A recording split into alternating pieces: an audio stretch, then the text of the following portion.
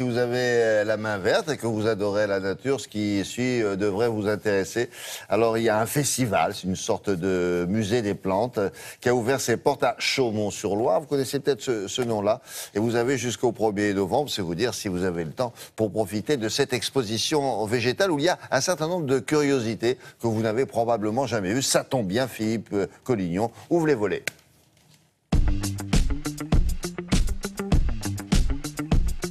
Bonjour, Chaumont-sur-Loire et le Festival des Jardins a pour thème cette année le jardin des collections, histoire de rappeler aux jardiniers amateurs qu'une plante peut cacher une nombreuse descendance. L'idée, c'est de mettre en valeur des collections végétales, des raretés botaniques, le travail extraordinaire de certains pépiniéristes qui, dans la solitude de leur serre ou de leur pépinière, vont obtenir des végétaux étonnants. Et c'était cela qu'on voulait mettre en valeur. Et on a vu apparaître des collections de mousses, des collections de trèfles, des collections de fougères. Évidemment des collections de pélargonium qui étaient plus attendues, mais c'était magnifique. Des collections de bougainvilliers, des plantes carnivores. Ce jardin carnivore nous fait découvrir des êtres rares à approcher avec précaution.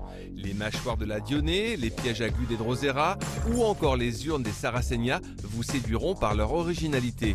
Vos enfants vont adorer. L'Arche de Linné, le plus célèbre des botanistes, nous plonge dans un voyage traversant les époques et les continents. Sur les pas de l'Arche de Noé, le périple de cette collection vivante nous renvoie à une montée des eaux, malheureusement d'actualité. Découvrons à travers ce jardin l'Afrique du Sud et plus précisément le Bushveld. Cette région réputée pour être chaude, sèche, regorge en réalité de tout ce qu'il faut pour y survivre. Les fruits du grand baobab ou encore l'ail pour se soigner sont à la portée de celui qui sait regarder. Le jardin du teinturier est une invitation à découvrir un don souvent oublié des plantes, leur pouvoir colorant, dont le caractère écologique mérite le regain d'intérêt qu'il suscite aujourd'hui. Mais la plante ici, c'est déjà une œuvre d'art. Les jardins qui nous emmènent au musée sont des jardins très intéressants parce que d'une part, ils montrent un nombre de végétaux importants comme le jardin Nuance où nous avons 60 espèces de fleurs bleues qui vont varier au cours de la saison mais qui nous emmènent au musée face à un tableau, c'est le White Cube du musée.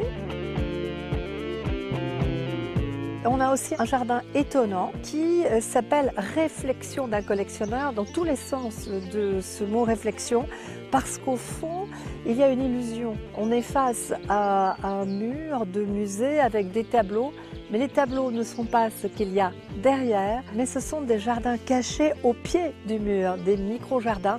C'est un élément qu'on utilise très souvent au théâtre et d'ailleurs, la jeune femme qui a réalisé ce jardin vient du monde du théâtre.